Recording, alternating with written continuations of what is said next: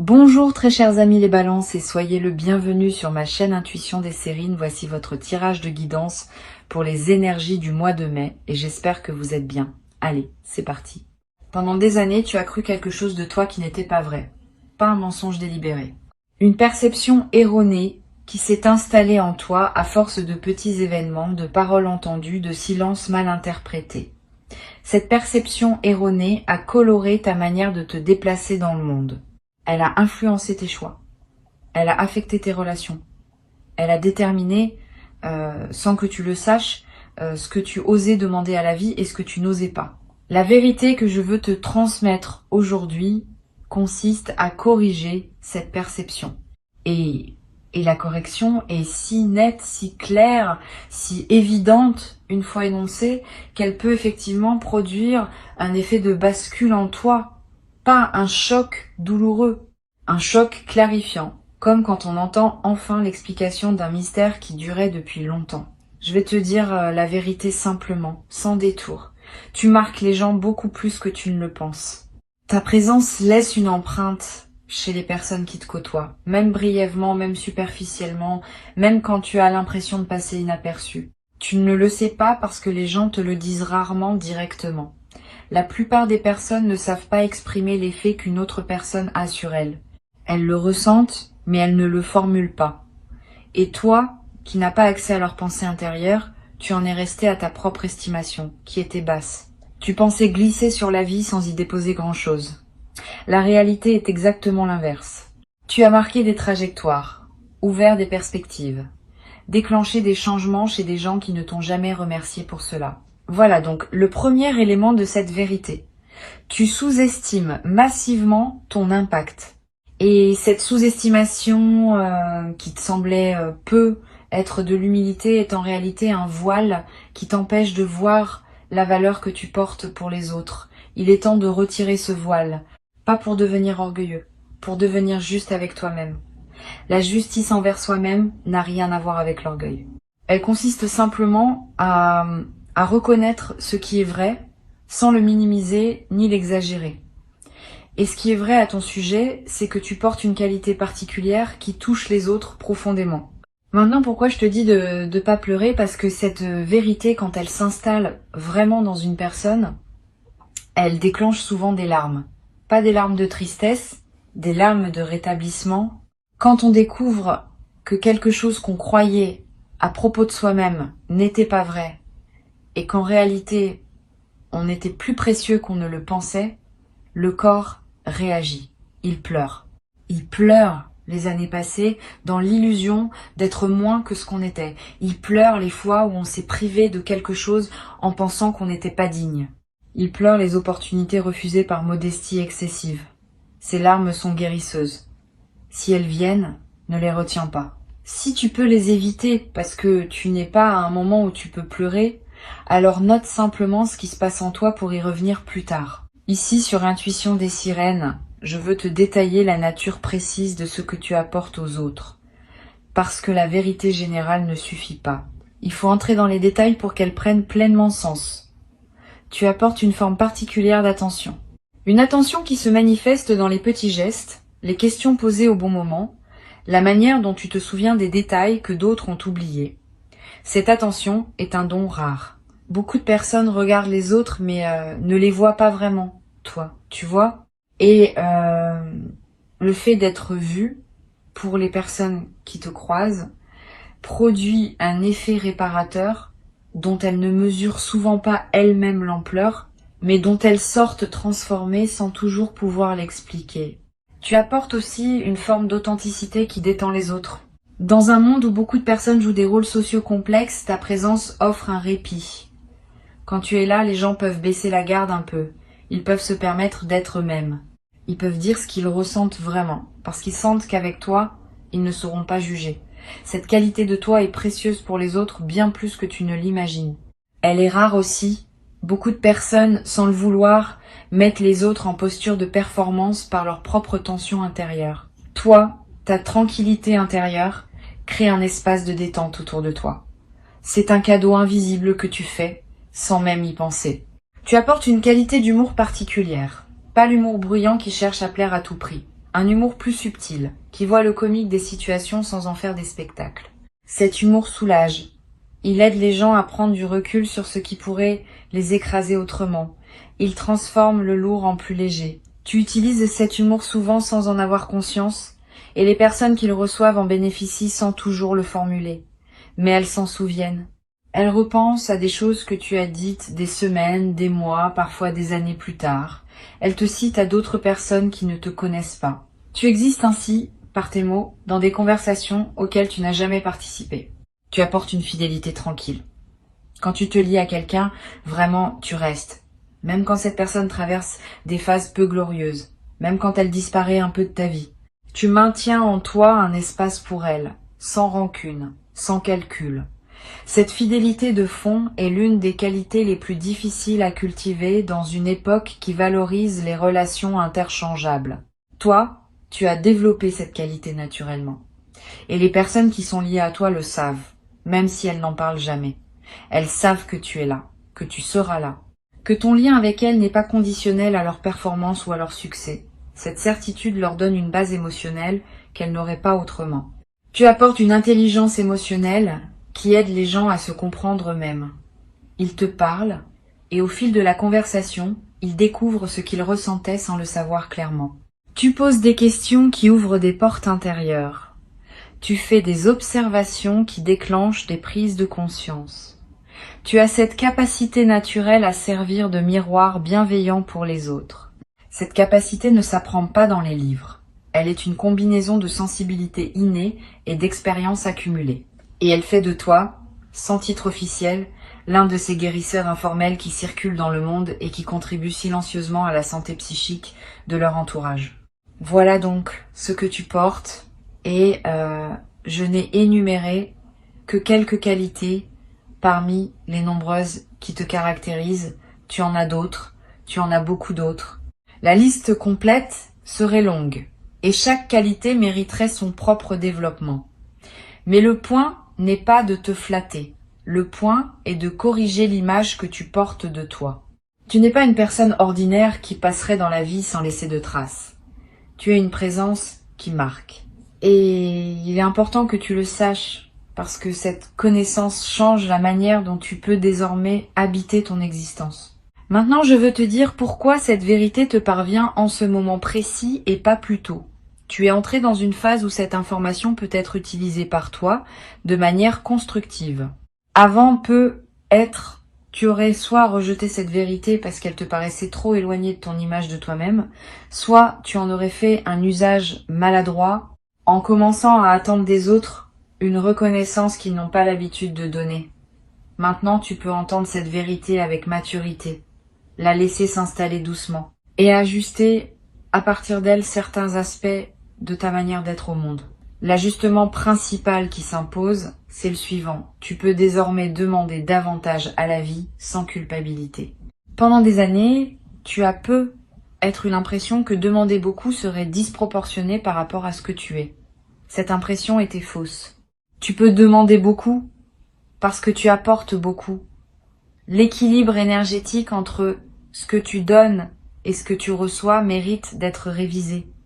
Tu donnes plus que tu ne reçois actuellement. Pas par injustice de la vie, mais par modestie excessive de ta part. Tu n'as jamais vraiment formulé tes demandes à leur juste hauteur. Tu peux le faire maintenant. Et tu vas être surpris de constater que les choses bougent quand tu te permets enfin de demander pleinement. Sur Intuition des sirènes, je tiens à préciser quelque chose qui pourrait paraître contradictoire avec ce que je viens de dire. Demander pleinement ne veut pas dire devenir exigeant ou impatient avec les autres. Cela veut dire formuler clairement, à toi-même d'abord et au monde ensuite, ce que tu souhaites réellement. La formulation claire est différente de l'exigence. La formulation claire est un acte d'honnêteté envers toi-même. L'exigence est une pression extérieure. Tu peux être clair sans être exigeant. Tu peux savoir ce que tu veux sans pour autant le réclamer avec brusquerie. Cette nuance est importante. Elle te permet de reprendre ta puissance sans tomber dans l'agressivité qui aurait pour effet de te séparer des autres. Je veux te raconter quelque chose qui se passe quand une personne comme toi commence à connaître sa vraie valeur. Il y a un effet en cascade. D'abord, ta posture corporelle change subtilement. Tu te tiens un peu plus droit. Ton regard porte un peu plus loin. Ta voix prend un peu plus d'assise. Ces transformations subtiles modifient la manière dont les autres te perçoivent. Sans que tu fasses rien de plus, ils commencent à te traiter avec un peu plus de respect, un peu plus d'attention, un peu plus de sérieux. Ce changement dans leur traitement renforce à son tour ta perception de toi-même et la boucle vertueuse s'enclenche. Tu deviens, dans la perception sociale, ce que tu reconnais désormais en toi. Cette transformation extérieure n'est pas superficielle. Elle est l'expression visible d'un changement intérieur réel. Tu vas commencer à attirer des opportunités qui correspondent à ta vraie valeur. Pendant des années, tu as pu être attiré des opportunités correspondant à ta valeur perçue, qui étaient inférieures à ta valeur réelle. Maintenant que tu réajustes ta perception, le type d'opportunités qui se présenteront va aussi se réajuster. Ne sois donc pas surpris si dans les semaines qui viennent, des propositions inhabituelles arrivent vers toi, des invitations qui te semblent presque trop belles, des reconnaissances qui te paraissent disproportionnées. Ne les refuse pas par réflexe modeste, examine-les sérieusement. Souvent, elles sont exactement ce qui te correspond, et c'est ta perception ancienne qui les fait paraître excessives. Cette vérité va aussi transformer tes relations existantes, pas en les rompant, mais en les recalibrant. Tu vas commencer à exprimer plus clairement ce que tu attends, ce que tu acceptes, ce que tu n'acceptes plus. Cette clarté nouvelle va surprendre certaines personnes. Celles qui t'aiment vraiment vont s'ajuster avec joie. Celles qui profitaient de ta sous-estimation chronique vont peu être résistées, voire prendre leur distance. Ne le vis pas mal. Ces ajustements relationnels font partie du processus de rétablissement. Tu n'as pas à maintenir des liens qui se basaient sur ta diminution de toi-même. Les liens qui se basent sur qui tu es vraiment vont se renforcer, les autres vont naturellement se transformer ou se dissoudre. Une chose importante, cette vérité n'est pas une bombe que tu dois faire exploser autour de toi. Tu n'as pas à aller annoncer aux gens que tu as réalisé ta vraie valeur. Cette annonce serait étrange et contre-productive. Le travail se fait à l'intérieur. Il modifie ta posture intérieure et cette modification se traduit naturellement dans tes interactions, sans que tu aies besoin de la verbaliser. Continue à être discret sur ton processus, mais habite-le pleinement à l'intérieur. C'est cette occupation intérieure qui produit les effets extérieurs, sans que tu aies à faire de discours ou de déclarations. Tu vas peu être éprouvé, dans un premier temps, une certaine tristesse rétrospective. Tu vas penser à toutes les fois où tu t'es privé, au moment où tu as accepté moins parce que tu pensais ne mériter que cela, aux opportunités que tu as laissées passer parce que tu pensais ne pas être à la hauteur, aux relations qui ne t'ont pas honoré parce que tu n'avais pas exigé d'être honoré. Cette tristesse rétrospective est normale, elle fait partie du deuil de la perception ancienne. Permets-toi de la traverser sans t'y installer trop longtemps. Reconnais ce qui aurait pu être différent. Pardonne-toi de ne pas avoir su plus tôt. Et puis tourne ton regard vers le futur, qui peut désormais être bâti sur la base juste. Le futur qui s'ouvre maintenant pour toi est différent de celui qui se profilait avant cette correction de perception. Quand on agit depuis la juste connaissance de soi, les chemins disponibles s'élargissent. Ce qui semblait hors de portée devient accessible.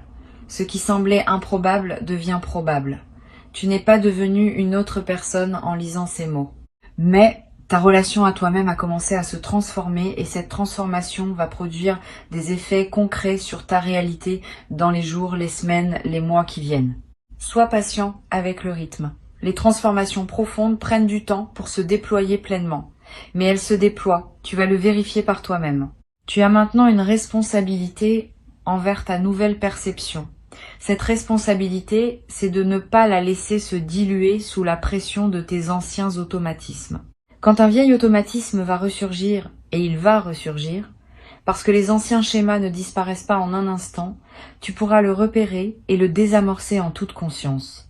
Tu te diras simplement, je connais cette voix, c'est l'ancienne perception qui essaye de revenir. Et tu pourras choisir à ce moment-là de revenir à la perception nouvelle, plus juste, plus alignée avec qui tu es vraiment. Cette pratique consciente, répétée dans le temps, va ancrer durablement ta nouvelle posture intérieure. Je veux te parler d'un effet secondaire intéressant de cette correction de perception. Tu vas commencer à voir d'autres personnes plus justement aussi. Quand on se voit soi-même de manière déformée, on voit aussi les autres de manière déformée. Quand on se voit, justement, on commence à voir les autres dans leur juste valeur. Tu vas remarquer chez les gens autour de toi des qualités que tu n'avais pas perçues. Tu vas aussi mieux percevoir certains comportements que tu acceptais sans les questionner. Cette acuité nouvelle est précieuse. Elle te permet de naviguer plus consciemment dans tes relations et de choisir avec plus de discernement avec qui tu veux investir ton énergie. Tu vas aussi développer une nouvelle qualité dans la manière de complimenter les autres. Avant, peut-être, tu complimentais par politesse, par habitude ou parce que tu pensais que les autres avaient besoin d'entendre du bien d'eux-mêmes. Maintenant, tes compliments vont devenir plus précis, plus ciblés, plus vrais. Tu vas dire à une personne ce que tu vois vraiment en elle avec des mots qui touchent la vérité de qui elle est. Ce type de compliment a un impact bien plus grand que le compliment générique. Il fait à l'autre ce que la vérité actuelle te fait à toi. Il rétablit, il honore, il libère. Tu deviens, par cette nouvelle qualité de regard, un facilitateur de rétablissement pour les personnes qui te croisent. Sur Intuition des Sirènes, j'observe régulièrement que les personnes qui découvrent leurs vraies valeurs deviennent souvent de meilleurs partenaires, amis, parents, collègues, pas parce qu'elles deviennent prétentieuses, mais parce qu'elles cessent d'être le poids invisible qu'elles étaient pour leur entourage. Quand tu te diminues, tu mets sur les autres la charge de te rassurer en permanence. Cette charge est pesante, même quand elle est offerte par amour.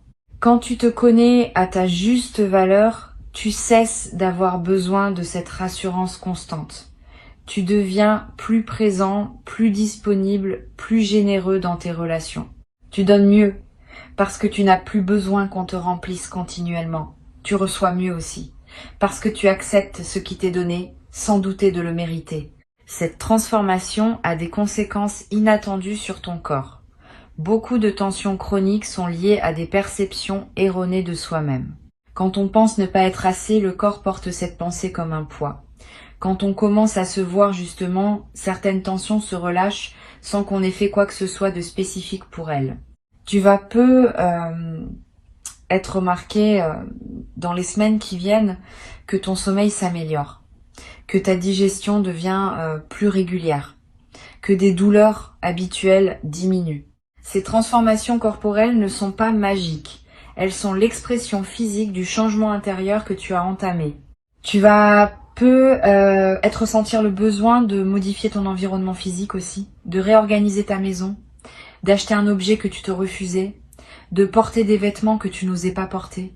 Ces impulsions sont saines. Suis-les dans la mesure du raisonnable. Ton environnement extérieur reflète ton environnement intérieur. Quand l'intérieur change, l'extérieur veut s'ajuster. Et quand l'extérieur s'ajuste, il renforce à son tour le changement intérieur. Cette boucle créative est l'un des moyens par lesquels une transformation se consolide dans le temps. Il y a une dimension spirituelle dans cette correction de perception que je veux mentionner. Quand tu te connais à ta juste valeur, tu peux mieux reconnaître la valeur de ce que tu reçois de la vie.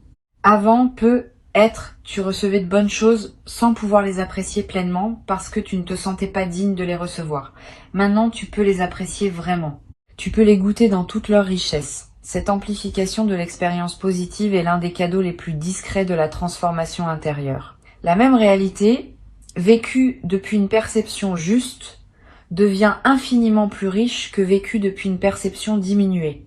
Cette vérité que je t'ai transmise n'est pas seulement une information, c'est une graine que tu plantes en toi en l'écoutant et qui va germer dans les jours, les semaines, les mois qui viennent. Tu n'as pas besoin de tout intégrer immédiatement. Tu n'as pas besoin de tout transformer dans ta vie en une nuit. Laisse simplement la graine faire son travail. Reviens à ces mots quand tu en sens le besoin. Et observe, avec curiosité, comment ta perception de toi-même se réajuste progressivement, sans effort, à mesure que la graine s'enracine et grandit en toi. Le travail principal est déjà fait. Tu as entendu, tu as reçu. Le reste se déroule selon une intelligence intérieure qui sait exactement quoi faire de cette nouvelle information. Avant que je ne te quitte, je veux te transmettre encore plusieurs perspectives complémentaires qui vont enrichir ton processus d'intégration. La première concerne la manière dont tu vas gérer les compliments désormais. Probablement dans ta vie passée, tu avais développé un certain réflexe face aux compliments. Les minimiser, les détourner, renvoyer immédiatement la balle à la personne qui te complimentait. Ces réflexes étaient des protections. Ils te protégeaient du décalage perçu entre ce que la personne disait et ce que tu pensais être vraiment. Maintenant que ta perception se réajuste, ce décalage diminue. Tu peux commencer à recevoir les compliments simplement. Un mot de remerciement suffit. Pas d'autodénigrement, pas de retournement de la situation. Simplement merci. Cette réception simple est un acte de respect envers la personne qui t'a complimenté et un acte d'honnêteté envers toi-même. Une deuxième perspective importante concerne ton rapport au regard des autres. Pendant longtemps, tu as eu tendance à chercher dans le regard des autres une confirmation de ta valeur. Cette dépendance au regard extérieur va se transformer. Pas que les regards des autres ne comptent plus du tout, parce que nous sommes des êtres sociaux et leur opinion a son poids. Mais le regard primaire, celui qui détermine ta valeur fondamentale, va devenir le tien. Tu vas apprendre à te valider toi-même, à partir de ce que tu sais désormais de toi. Cette autonomie de validation est l'une des compétences psychologiques les plus précieuses qu'un être humain puisse développer. Elle te libère d'une dépendance épuisante et te rend plus stable face aux fluctuations des opinions extérieures. Tu vas être traversé une phase où certaines personnes de ton entourage seront déstabilisées par ta nouvelle posture, pas parce qu'elles ne t'aiment pas, mais parce qu'elles s'étaient habituées à une certaine version de toi et le changement les surprend. Donne-leur un peu de temps pour s'ajuster. Ne te sens pas obligé de revenir à l'ancienne version pour les rassurer. Cela serait une régression. Continue dans ta nouvelle direction. La plupart d'entre elles vont s'adapter et apprécier la nouvelle qualité de présence que tu offres. Quelques-unes ne s'adapteront pas, et c'est leur choix. Tu n'as pas à porter la responsabilité de leur évolution. Chacun est responsable de son propre cheminement. Je voudrais te parler maintenant d'une qualité particulière que tu vas développer dans tes prises de décision. Quand on se connaît à sa juste valeur, on prend des décisions différemment. On consulte moins les autres pour obtenir leur permission. On consulte davantage son propre ressenti pour vérifier l'alignement. On accepte que certaines décisions juste pour soi soient incomprises par d'autres et on ne se laisse pas dévier par cette incompréhension. Cette autonomie décisionnelle, sans devenir rigide ou fermé au conseil, est l'une des marques d'une véritable maturité. Tu vas y accéder progressivement. Et chaque décision prise depuis cette nouvelle base va te confirmer dans ta capacité à choisir ce qui est juste pour toi.